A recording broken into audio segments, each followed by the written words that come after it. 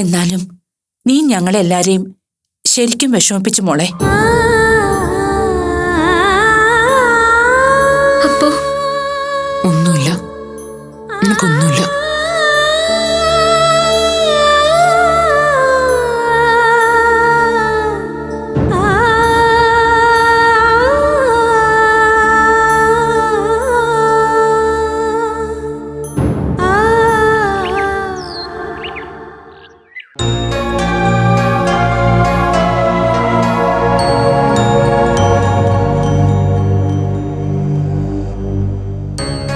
ബിബി, ജോബിനോട് Daisy അത്ര പരുഷമായി പെരുമാറിയ സ്ഥിതിക്ക് കാര്യങ്ങൾ കൂടുതൽ വഷളാവുമല്ലോ ബിബി. ഇനിയിപ്പോ എന്താ ചെയ്യാ? എന്താ ചെയ്യാന്ന് എനിക്കൊരു എത്തുപിടി കിട്ടുന്നില്ല ഗീത.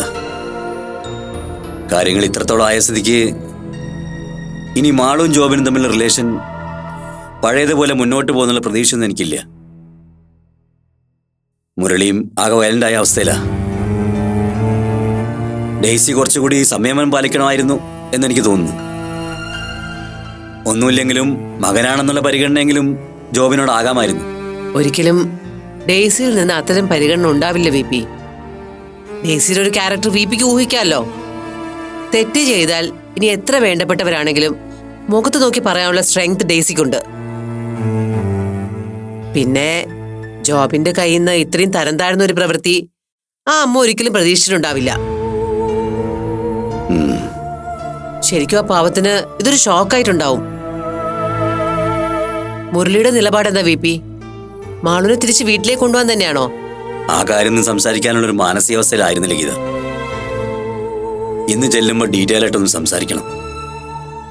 കഴിയുന്നതും ഒക്കെ ഒന്ന് പാച്ചപ്പ് ചെയ്യാനായാൽ. എനിക്ക് തോന്നുന്നില്ല. അങ്ങനെ ഒരു ലെവലിലേക്ക് ആലോചിക്കണമെങ്കിൽ ഒന്നെങ്കിൽ ജോബിനെ ഹോസ്പിറ്റലിൽ വിടണം. അത് മാത്രമല്ല, ആ കുട്ടിയായിട്ട് ഇനി ഒരു ബന്ധം ഉണ്ടാവില്ലെന്ന് മാളും ഡെയ്സിക്കും ഉറപ്പ് കൊടുക്കുകയും വേണം. അതിന് ജോബിൻ തയ്യാറാകുമെന്നാ പ്രശ്നം. ഇനിയിപ്പോ അവൻ തയ്യാറായ തന്നെ ഡെയ്സിയുടെ നിലപാടിനെ ആശ്രയിച്ചിരിക്കുമല്ലോ കാര്യങ്ങളുടെ തീരുമാനം. മാളുവിന്റെ കാര്യത്തിൽ പേടിക്കാനൊന്നുമില്ലല്ലോ. ഇല്ല, അപകടനില തരണം ചെയ്തെന്നാ ഡോക്ടർ പറഞ്ഞത്. എന്നാലും ചിലപ്പോ 1-2 ദിവസം കൂടി അവിടെ കിടക്കേണ്ടി വരും. അപ്പൂനവിടെ വേറെ ഇഷ്യൂ ഒന്നും ഇല്ലല്ലോ അല്ലേ? ഏയ്, ഡെയ്സി കൂടെ തന്നെ നിർത്തിയിരിക്കുക അപ്പൂനെ. ബി പിനെ എപ്പോഴാ ഹോസ്പിറ്റലിലേക്ക്? വൈകിട്ട് പോവാന്ന് വിചാരിക്കുന്നു. താൻ വരുന്നുണ്ടോ? ഇന്നിനില്ല വി പി. ഡെയ്സിയെ ഞാൻ വിളിച്ചോളാം. ഫേസ് ചെയ്യാൻ എനിക്ക് എന്തോ ബുദ്ധിമുട്ടുള്ളതുപോലെ. ഒരു ദിവസം കൂടെ കഴിയട്ടെ. അപ്പോഴേക്കും കാര്യങ്ങൾക്കൊരു തീരുമാനമാവുമെങ്കിലോ? ശരി, എന്നാലത് മതി.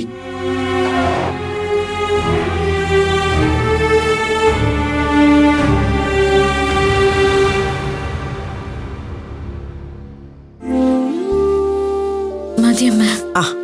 ബാക്കി കൂടെ കുടിക്കും മോളെ. എന്തെങ്കിലും വയറ്റി ചെന്നിട്ട് എത്ര നേരമായി? ഇത് കൂടെ കുടിക്ക. മതിയമ്മ. വേണ്ടെങ്കിൽ നിർബന്ധിക്കണ്ട അശ്വതി, അവള് പിന്നെ കഴിച്ചോളൂ. താ.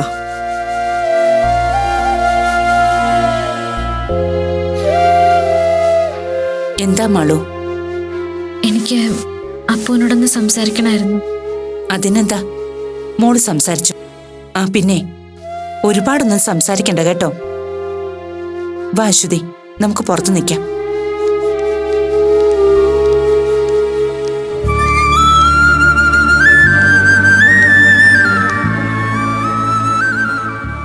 എന്താ നിനക്ക് പറയാനുള്ളേ? അപ്പോ എന്നോട് പിണക്കാണോ? ഇല്ല. ഞാൻ സൂയിസൈഡ് ചെയ്യാൻ ശ്രമിച്ചത് മണ്ടത്തരായിപ്പോയല്ലേ? എന്താ നീ ഇങ്ങനെ നോക്കുന്ന? വഴക്കെങ്കിലും പറപ്പോ. അതിനുള്ള അർഹത എനിക്കില്ലല്ലോ. ഞാനും ഒരിക്കലും മണ്ടത്തരം കാണിച്ചല്ലേ? ശരിയാണല്ലോ, ഞാനിത് മറന്നു. ഇപ്പൊ നമ്മൾ തമ്മിലുള്ള കടം വീട്ടിയിരിക്കുന്നു. അന്ന് എന്റെ SMS കണ്ടിട്ട് നീയാ എനിക്കിട്ട് പാര വെച്ചത്. അതേ പാര നിന്റെ കാര്യത്തിൽ ഞാൻ തിരിച്ചു വെച്ചു. അങ്ങനെയാ നീ ഇപ്പൊ ഇവിടെ കിടക്കുന്നത്. അത് നീ പറഞ്ഞ ശരിയാടാ. ഒറ്റ സെക്കൻഡിൽ എല്ലാം അവസാനിപ്പിച്ചേക്കാന്ന് തോന്നും. പക്ഷെ അത് വിജയിച്ചില്ലെങ്കിൽ പിന്നെ എല്ലാവരുടെ മുന്നിലും നമ്മളിങ്ങനെ നാണം കെടും. അല്പം നാണം കെട്ടാലും അധികം ആരെയും സങ്കടപ്പെടുത്തേണ്ടി വന്നില്ലല്ലോ. അങ്ങനെ കരുതിയാൽ മതി. 3-5 ദേ ഇവിടെ.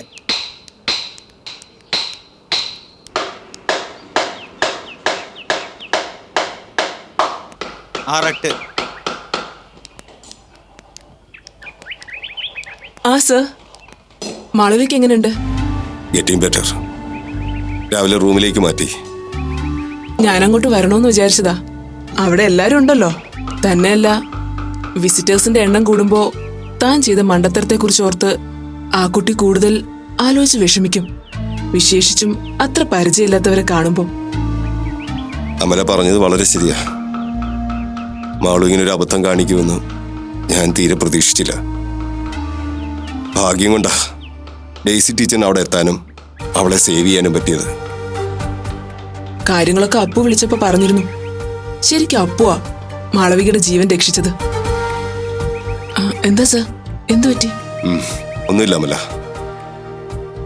അപ്പുവാണ് അവളെ സേവ് ചെയ്തത്. പക്ഷെ അവര് തമ്മിൽ വേറെ എന്തോ ഇഷ്യൂ ഉണ്ടായിട്ടുണ്ടോ എന്നുള്ള കാര്യം ഉറപ്പാ. സാറ് അപ്പുവിനെ തെറ്റിദ്ധരിക്കുന്നത് വെറുതെയാണ്. ആക്ച്വലി അപ്പു മാളവികയുടെ നന്മ മാത്രമേ കരുതിയിട്ടുള്ളൂ. ഇതൊക്കെ എനിക്കെങ്ങനെ അറിയാമെന്നായിരിക്കും സാർ ഇപ്പൊ ആലോചിക്കുന്നത്. നടന്നതൊക്കെ പലപ്പോഴായിട്ട് അപ്പു എന്നോട് അപ്ഡേറ്റ് ചെയ്തിട്ടുണ്ടായിരുന്നു. അപ്പു ഒരിക്കലും നിങ്ങളുടെ മുന്നില് തന്റെ നിരപരാധിത്വം പ്രൂവ് ചെയ്യാൻ ശ്രമിക്കില്ല എന്ന് അറിയാവുന്നത് കൊണ്ടാ ഞാൻ ഇതൊക്കെ ഇപ്പൊ പറഞ്ഞത്. വാസ്തവത്തില് അപ്പുവും മാളുവും വലിയൊരു പ്രശ്നത്തിലായിരുന്നു. ആ പ്രശ്നത്തിന് കാരണം മാളുവിന്റെ ഹസ്ബൻഡാണ്. ജോബിനോ? അതെ സർ. അതൊക്കെ സാറിനോട് എങ്ങനെ പറയണോന്ന് എനിക്കറിയില്ല. എന്താണെങ്കിലും തുറന്നു പറയാമല്ല. എന്റെ മോളെ സംബന്ധിച്ച് ഏറ്റവും വലിയൊരു ദുരന്തം ഫേസ് ചെയ്തിട്ടിരിക്കുക ഞാൻ. അതിനപ്പുറം ഇനിയൊന്നും സംഭവിക്കാനില്ലല്ലോ. അതുകൊണ്ട് ധൈര്യമായിട്ട് എന്നോട് സംസാരിക്കാം. ഒപ്പം വർക്ക് ചെയ്യുന്ന ഒരു കൊളീഗുമായി സാറിന്റെ സണ്ണിലേക്ക് ഒരു ഫ്രണ്ട്ഷിപ്പുള്ള കാര്യം സാറിന് അറിയാലോ അല്ലേ? അതിനെ ചൊല്ലി ചില ഇഷ്യൂസ് മാളും ജോബിനും തമ്മിൽ ഉണ്ടായിരുന്നു. ആ ഒരു ഫ്രണ്ട്ഷിപ്പിനെ ചോദ്യം ചെയ്ത മാളവികയെ ജോബിൻ ഡിഫെൻഡ് ചെയ്തത് അപ്പുവിന്റെ പേര് പറഞ്ഞിട്ടായിരുന്നു. അപ്പുവിന്റെ പേര് പറഞ്ഞോ? അതെ സർ.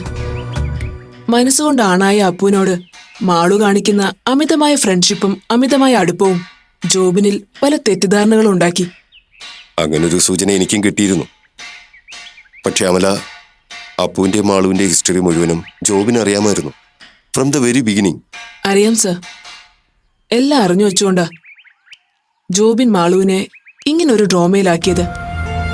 ആണായ അപ്പുവുമായുള്ള സൗഹൃദത്തിൽ നിന്ന് പിന്മാറണമെന്ന് ജോബിൻ പലതവണ ആവശ്യപ്പെട്ടു. പക്ഷെ അതൊരിക്കലും മാളുവിന് സമ്മതമായിരുന്നില്ല. അതിന് തയ്യാറാവാത്തിടത്തോളം കാലം തന്റെ കൊളീഗുമായുള്ള ഫ്രണ്ട്ഷിപ്പിൽ നിന്ന് പിന്മാറില്ലെന്ന് സാറിന്റെ മരുമകൻ വാശി പിടിച്ചു. അപ്പുവിനോട് അയാൾ ഈ കാര്യം നേരിട്ട് പറയുന്ന സ്റ്റേജ് വരെ എത്തിച്ചേർന്നു. മാളുവിന്റെ ഭാവിയെ കരുതി അപ്പു ആ കുട്ടിയുമായുള്ള എല്ലാ സൗഹൃദവും ഉപേക്ഷിക്കാൻ തയ്യാറായിരുന്നു. പക്ഷേ ഒരു വാശിയുടെ പേരില് മാളു അതിനൊട്ടും തയ്യാറായില്ല.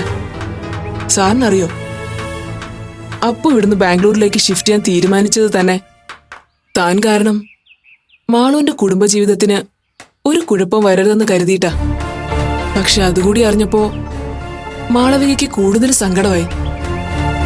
അപ്പുവിനോട് പോകരുതെന്ന് അവൾ ആവശ്യപ്പെട്ടെങ്കിലും താൻ അവിടെ ഉള്ളിടത്തോളം കാലം മാളവിക ഈ സൗഹൃദം ഉപേക്ഷിക്കില്ല എന്നറിയാവുന്ന അപ്പു തന്റെ തീരുമാനത്തിൽ ഉറച്ചു നിന്നു. പക്ഷെ അവര് തമ്മിലുള്ള സൗഹൃദം സാറിന്റെ മരുമകനും അയാളുടെ സുഹൃത്തും മറ്റൊരു രീതിയിലാ കണ്ടത്. അതിന്റെ ആഫ്റ്റർ എഫക്റ്റാ മാളുവിന് ഇപ്പൊ സംഭവിച്ചത്. ഞാനിതൊന്നും അപ്പു പറഞ്ഞിട്ട് സാറിനോട് ഷെയർ ചെയ്യുന്നതല്ല കേട്ടോ. അപ്പുവിന്റെ അവസ്ഥ എനിക്ക് നന്നായിട്ട് മനസ്സിലായതുകൊണ്ടാ. അതുകൊണ്ട് സാർ ഒരിക്കലും അപ്പുവിനെ തെറ്റിദ്ധരിക്കരുത്. അപ്പു എപ്പോഴും മാളവികയുടെ നന്മ മാത്രം ഉദ്ദേശിച്ചിട്ടുള്ളൂ. ഒരുപക്ഷെ മാളവിക ഇങ്ങനൊരു അബദ്ധം ചെയ്യാൻ ഒരുങ്ങിയതില് സാറിനെ പോലെ തന്നെ ഇപ്പൊ അപ്പു സങ്കടപ്പെടുന്നുണ്ട്. ഞാനാ ആ അപ്പുവിനെ ഒരുവിധം ആശ്വസിപ്പിച്ച് പിടിച്ചു നിൽക്കാൻ പ്രേരിപ്പിക്കുന്നത്. ഞാൻ അറിഞ്ഞതിനേക്കാൾ കോംപ്ലിക്കേറ്റഡ് ആണ് ഇഷ്യൂ എന്ന് എനിക്കറിയില്ലായിരുന്നു. സോറി അമല. ഒന്നും അറിയാതെ അപ്പുനെ ഞാൻ ഒരുപാട് കുറ്റപ്പെടുത്തി. അതെനിക്ക് മനസ്സിലായി സർ. അതുകൊണ്ട് കൂടിയാ ഞാൻ ഈ കാര്യമെല്ലാം സാറിനോട് തുറന്നു പറയുന്നത്. ഇപ്പൊ ഞാനിത് ചെയ്തില്ലെങ്കിൽ അപ്പുവിനോട് നമ്മൾ നീതികേടായിരിക്കും കാണിക്കുന്നത്. ജീവിതത്തിലേക്ക് കണ്ടുവച്ച ഒരു കൂട്ട് നഷ്ടപ്പെട്ട ട്രോമയിൽ നിന്നും അപ്പു ഇനിയും പുറത്തു വന്നിട്ടില്ല. അതിനു മുമ്പ് തന്നെ അപ്പു ഏറ്റവും കൂടുതൽ സ്നേഹിച്ചിരുന്ന ഒരാൾക്ക് കൂടി ഇങ്ങനെയൊക്കെ സംഭവിച്ചതിൽ വളരെയധികം സങ്കടമുണ്ട് സർ. സാർ ഇനി ആ പാവത്തിന് കുറ്റപ്പെടുത്തരുത്. ഇതൊന്ന് നേരിൽ കണ്ട് പറയണമെന്നുണ്ടായിരുന്നു. എന്റെ തെറ്റുകൾ എനിക്ക് മനസ്സിലാവുന്നുണ്ട്. അപ്പുനെ ഞാൻ സമാധാനിപ്പിച്ചോളാം. ശരി സർ. സാർ ഹോസ്പിറ്റൽ കാര്യങ്ങളൊക്കെ സെറ്റിലായിട്ട് സാവധാനം വന്നാൽ മതി. ഇവിടുത്തെ കാര്യങ്ങൾ ഞാൻ നോക്കിക്കോളാം. സാർ ടെൻഷൻ ആവണ്ട. ശരി അമല. ഉം. എവിടെ ആൾട്രേഷൻ വേണമെന്ന് ക്ലയന്റ് പറഞ്ഞത്? ഫസ്റ്റ് ഫ്ലോറിലാ സർ. അഡീഷൻ ബീം വല്ലതും ചെയ്യേണ്ടി വരുമോ? സാറ് നോക്കിയിട്ട് തീരുമാനിക്ക്. വാ. Okay sir. ഡോക്ടറെ കണ്ടിട്ട് ഡിസ്ചാർജിന്റെ കാര്യം വല്ലതും പറഞ്ഞോ? മറ്റു കുഴപ്പങ്ങളൊന്നും ഇല്ലെങ്കിൽ 1-2 ദിവസത്തിനകം വിട്ടേക്കാമെന്നാ മുരളിയേട്ടനോട് പറഞ്ഞത്. അവളെ എങ്ങോട്ട് കൊണ്ടുപോകുന്നോ വല്ലതും മുരളി പറഞ്ഞോ? അതിപ്പോ മാളും ഞങ്ങളുടെ കൂടെ വരട്ടെ, അതാ നല്ലത്.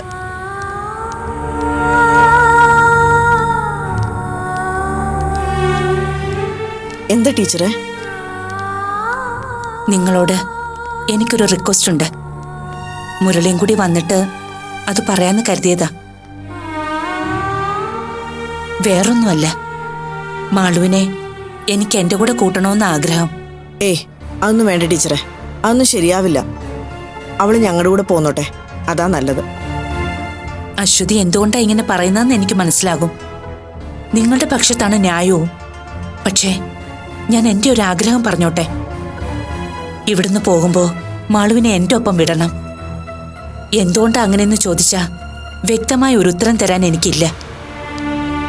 പക്ഷേ മാളുവിന് അത് സമ്മതമാണെങ്കിൽ നിങ്ങളായിട്ട് അതിന് തടസ്സം നിൽക്കരുത്. അല്ല ടീച്ചർ, അങ്ങോട്ടിനി അവള് വരുന്നു തോന്നുന്നില്ല.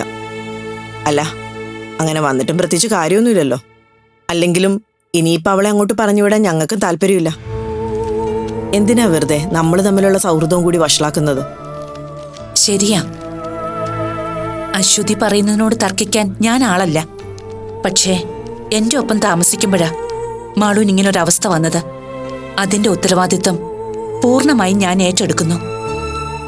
എന്റെ മകൻ കാരണം എനിക്ക് അനുഭവിക്കേണ്ടി വന്ന ഈ അപമാനത്തിന് പ്രായശ്ചിത്തം ചെയ്യാൻ എനിക്കൊരവസരം കിട്ടിയാൽ നന്നായിരുന്നു.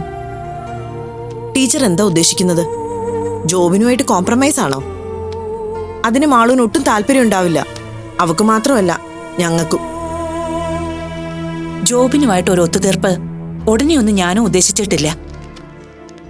അശ്വതി, അവന്റെ ഭാഗത്തു നിന്ന് ഇനി അങ്ങനൊരു നീക്കം ഉണ്ടായാൽ പോലും എനിക്കതിൽ രണ്ടാമതൊന്ന് ആലോചിക്കേണ്ടിയിരിക്കുന്നു.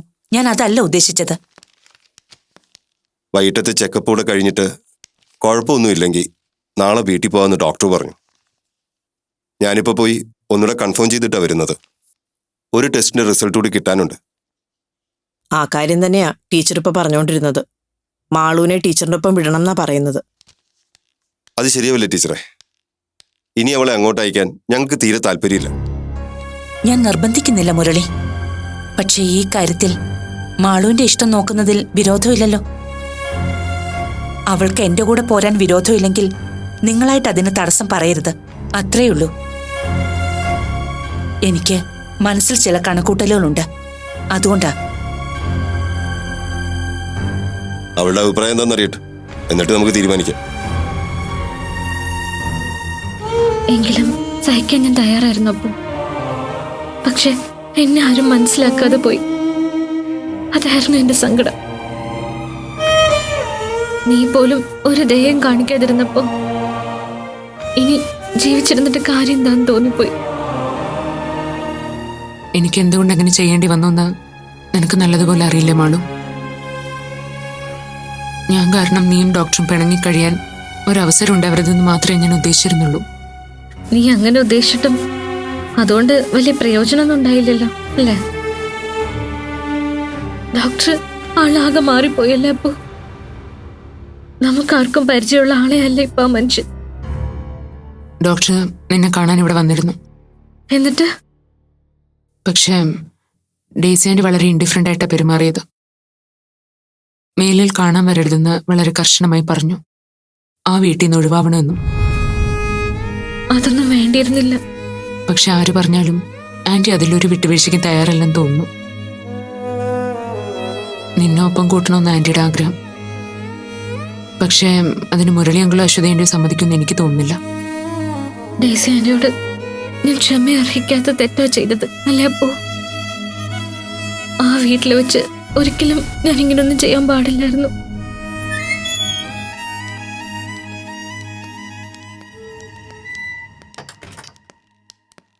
മാളു, മിക്കവാറും നാളെ തന്നെ നമുക്ക് ഇവിടുന്ന് പോകാൻ പറ്റിയേക്കും. ഡോക്ടർ ഇപ്പൊ അങ്ങനെയാ പറഞ്ഞത്. എന്താ നീയൊന്നും മിണ്ടാത്തത്? ഒന്നുമല്ല. മാളു, ഇവിടുന്ന് ഡിസ്ചാർജ് ചെയ്യുമ്പോ നിന്നെ എന്റെ ഒപ്പം കൂട്ടണമെന്നുണ്ട് എനിക്ക്. നീ എന്തു പറയുന്നു?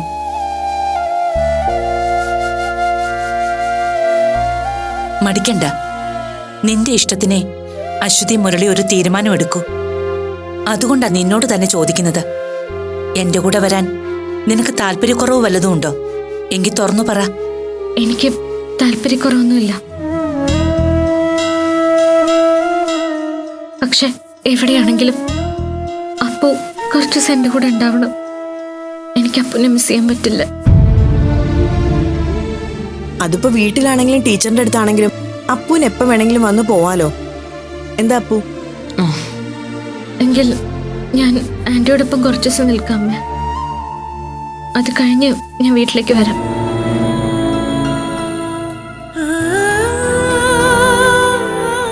ആന്റിയെ ഞാനായിട്ട് ഒരുപാട് വിഷമിപ്പിച്ചല്ലേ. അതിനെനിക്ക് എങ്ങനെയെങ്കിലും ആന്റിയോട് സോറി പറയണം. വൈകിട്ട് 1-2 ടെസ്റ്റും കൂടി ഉണ്ട്. അത് കഴിഞ്ഞ് എപ്പോൾ പോകാൻ പറ്റുമെന്ന് കൃത്യമായിട്ട് അറിയാൻ പറ്റും. ആദ്യം അത് കഴിയട്ടെ, എന്നിട്ട് നമുക്ക് തീരുമാനിക്കാം. എന്താ?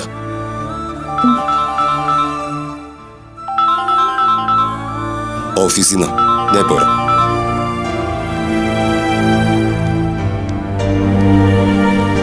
ഇത്രയും നേരം സംസാരിച്ചതല്ലേ, ഇനി കുറച്ചു നേരം റെസ്റ്റ് എടുക്ക.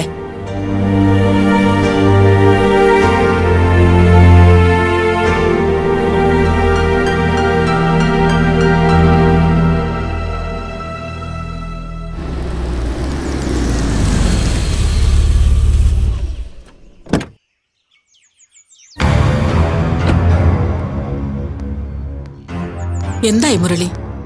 ഡിസ്ചാർജ് എപ്പോഴത്തേക്കാവുമെന്ന് ഡോക്ടർ പറഞ്ഞോ? മിക്കവാറും നാളെ തന്നെ ഉണ്ടാവും അമ്മേ. മാളൂരിപ്പോ പ്രത്യേകിച്ച് മറ്റു കുഴപ്പങ്ങളൊന്നുമില്ല. നിന്നോടും അശ്വതിയോടും ഒക്കെ സംസാരിച്ചോ മോള്? പിന്നെ ആള് നല്ല ഉഷാറായിട്ടിരിക്കല്ലേ. അപ്പൂനോടും അശ്വതിയോടും ടീച്ചറിനോടും ഒക്കെ കാര്യമായിട്ട് സംസാരിക്കുന്നത് കണ്ടിട്ടല്ലേ ഞാൻ വരുന്നത്. എന്റെ ഈശ്വര, ഒക്കെ എന്റെ കുട്ടിയുടെ ദൈവാധീനം. സത്യം പറഞ്ഞ മുരളി, എനിക്ക് അവളെ കണ്ടോളാഞ്ഞു വയ്യ. പക്ഷെ അവിടുന്ന് ആ അവസ്ഥയിൽ എനിക്ക് അവളെ കണ്ടിരിക്കാൻ വയ്യാത്തോണ്ടാ ഞാൻ വരാത്തത്. അത് മാത്രമല്ല, എന്റെ കണ്ണിന് പിടിക്കാത്ത എന്തെങ്കിലും കണ്ടാ ഞാൻ പരിസരബോധമില്ലാതെ എന്തെങ്കിലുമൊക്കെ വിളിച്ച് പറഞ്ഞു പോകും. അത്രയ്ക്ക് സങ്കടമുണ്ട് ഉള്ളില്. എല്ലാവരും കൂടെ അവളെ ഈ വിധത്തിലാക്കി എടുത്തില്ലേ. എനിക്കതൊന്നും ആലോചിക്കാൻ കൂടി വയ്യ. ഇനിയിപ്പോ ഒരു ദിവസത്തെ കാര്യം കൂടിയല്ലേ ഉള്ളൂ അമ്മേ. അതിനിടയിൽ അവളെ ഡിസ്ചാർജ് ചെയ്യും. ആ, അതോർത്താ ഞാൻ സമാധാനിക്കുന്നെ.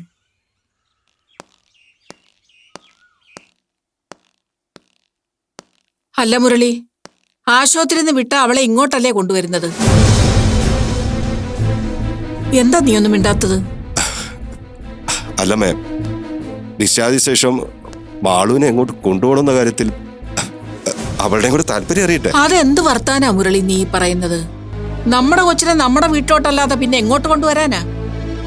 ദേ, അതിനകത്ത് ഇനി ഒന്നും നോക്കാനില്ല. മാളുവിനെ ഇങ്ങോട്ട് കൊണ്ടുവന്നാ മതി. എന്താ നീ ഒന്നും മിണ്ടാത്തത്? ഇനി അതിലെന്താ ഇത്ര ആലോചിക്കാനുള്ളത്? പറഞ്ഞല്ലോ, മാളുവിന്റെ താല്പര്യം ആദ്യം ഒന്ന് അറിയട്ടെ. അവളുടെ താല്പര്യം അറിയാൻ ഇനി പ്രത്യേകിച്ച് എന്താ ഉള്ളത്?